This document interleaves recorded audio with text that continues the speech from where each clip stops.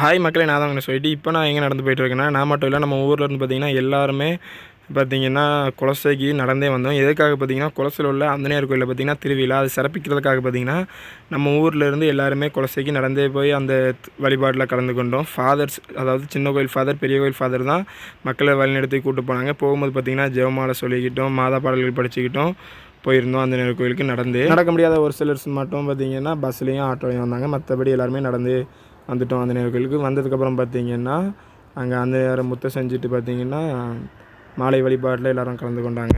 குலசேகரப்பட்டினத்தில் இப்படி ஒரு அந்தனியார் கோயில் இருக்குங்கிற விஷயம் எனக்கு தெரியாது. இப்போ தான் ஃபஸ்ட் டைம் பார்க்குறேன்.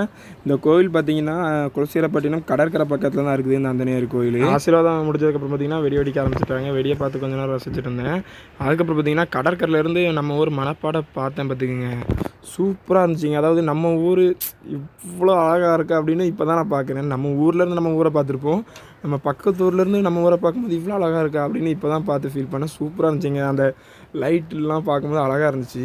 அதுக்கப்புறம் பார்த்திங்கன்னா அங்கேயே சாப்பிட்றதுக்கு இரவு உணவும் கொடுத்தாங்க. 3 இடியாப்பம் நான் வாங்கினேன், கூடவே ஒரு கிளாஸ் காஃபியும் வாங்கினேன். சாப்பிட்டேன். பார்த்திங்கன்னா வயிறு நிறைஞ்சிருச்சு. ஃபாதர்ஸ் பார்த்திங்கன்னா திரும்ப மக்கள் எல்லோரும் நம்ம ஊர் மணப்பாட்டு போகிறதுக்காக பார்த்திங்கன்னா பஸ்ஸும் அரேஞ்ச் பண்ணியிருந்தாங்க. பஸ்ஸில் போனோம். கூட்டம் தான் ரொம்பவே ஹெவியாக இருந்துச்சு. எனிவே எல்லோரும் நல்லா இருப்போம், நல்லது பண்ணுவோம், நல்லது நடக்கும். அனைவருக்கும் அந்தனியாருடைய திருவிழா நல்வாழ்த்துக்கள்.